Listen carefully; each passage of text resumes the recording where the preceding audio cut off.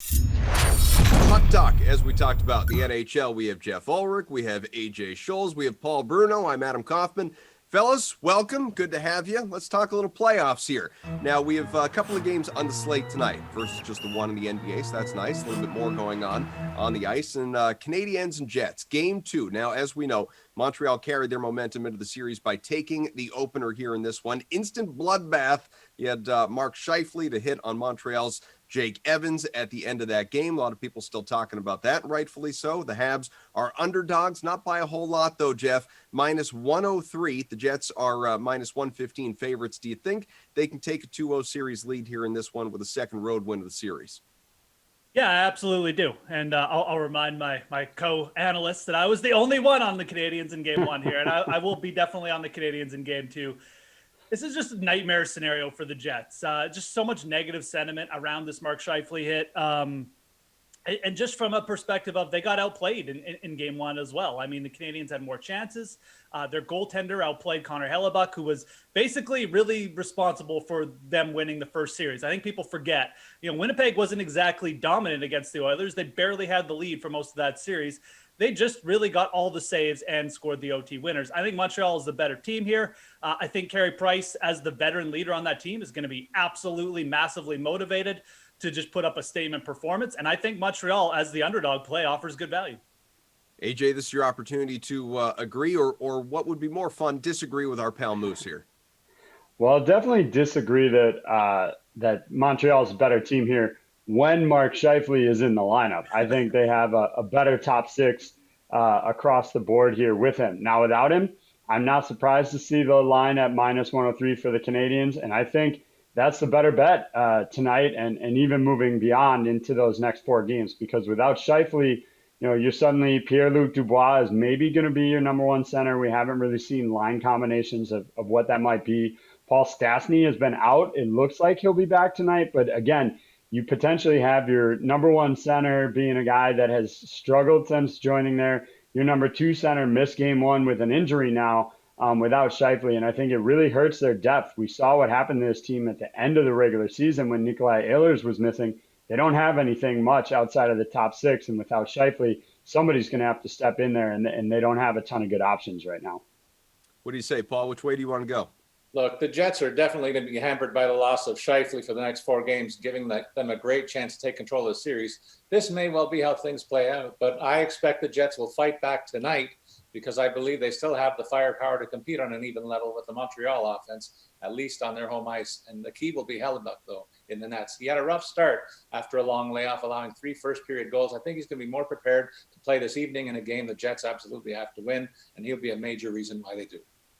Well, speaking of must-wins, obviously, we take a little gander here at the Avalanche and Golden Knights. It's a real must-win spot for Vegas after dropping the first 2 games of this series, even with the series shifting to the desert, too. DK Sportsbook has the slight favorite being the Avs at minus 117 as opposed to plus 100 for the Golden Knights. So what do you think here? I mean, can the Avs take control of the series or really kind of effectively put this thing away with a 3-0 series lead, or do you give Vegas the opportunity to fight back?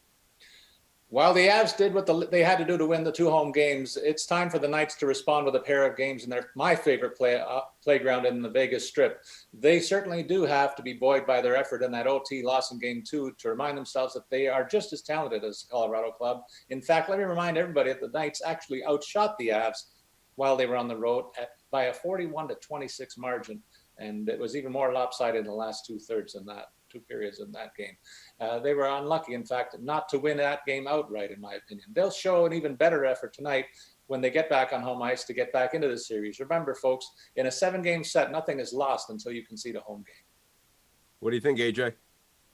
I'm with Paul on this one. I'm taking Vegas on the even money there. I think that's tremendous value to get for the Golden Knights when you consider they're down 2. I know we have a pair of Vezina Trophy nominees in goal here, but I actually also like the over in this game at 5.5 at plus 112 to bring back some value there. They just missed out on hitting that in game 2. They would have reached that mark, obviously, in game 1. The Avs reached it on their own in game 1. But I do think we can hit the over here, despite the fact that we have 2 of the best netminders in the league. And I do think Vegas will be boosted by that home crowd and will get the win tonight. Moose, you couldn't possibly disagree with either of them, could you?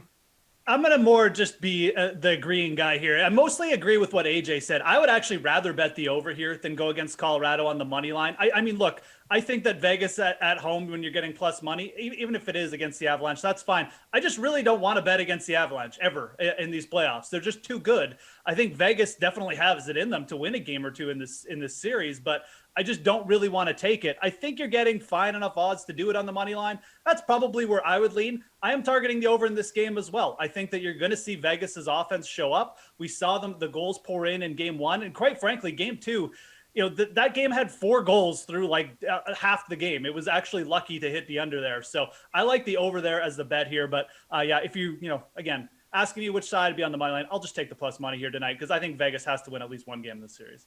Well, Jeff, I don't want you to be, Mr. Agree guy, so I'm going to let you go first here for this one so that these guys can agree with you. What do you think from these games tonight, just a player prop that you really like? Yeah, again, I mean, obviously we just spoke about we kind of like the over here, or at least 2 of us do in this game. Let's target some props for the Vegas forwards. I think taking Max Pacioretty over 2 points, 2 points or more on the DraftKings Sportsbook at plus 375. I like these props for the Vegas first line. Look, they have 1 point in this entire series, but this is the second most productive line in the NHL, and I'm talking Stone, Pacioretty, and whoever they throw in at center there right now, it's Chandler Stevenson. But I like targeting the 2+ points here with Pacioretty or Stone. Quite frankly, I'll take Pacioretty because he's a little bit more consistent. But I think that the point props on the Vegas forwards tonight are good ones to target. I think you're going to see them come back. Again, they may not win the game. They might lose 5-4, but I think you're going to see goals. AJ, over to you for a player prop. I agree that we're going to see some goals in that game, and I think you have to look at Nathan MacKinnon at plus 123 to score a goal. How often do you get value out of that guy to score? Because he does it almost every night. He's got a ton of multi-point games already in the postseason. Now, outside of that game, look, Jesperi Kotkaniemi has racked up 4 goals on 13 shots through game 1 of the series, including one in game 1. And he also leads the Habs in scoring. So considering that, getting him at plus 295 to score a goal is just too good of a value to pass up for me in that one. Paul, it's not often I get to talk to someone who actually does have many leather-bound books, but they do scream importance. So you're winning here. Exactly. In the late game, I think both teams will focus their best efforts on trying to defend against their respective explosive top lines. So I'm going to look a little bit lower down the depth charts for that perceived advantage that I see on the number 2 line for the home side to find my favorite player prop tonight. The trio of Carlson, Smith, and Marchessault has been streaky in these playoffs. They didn't start too well against Minnesota, but they've looked a lot more organized and stronger against a game Colorado club, of course. Therefore, I'm leaning on Marchessault of that unit to bulge the twine tonight for this trio to make an impact. The payoff is 9th best on the board at a tidy plus 250.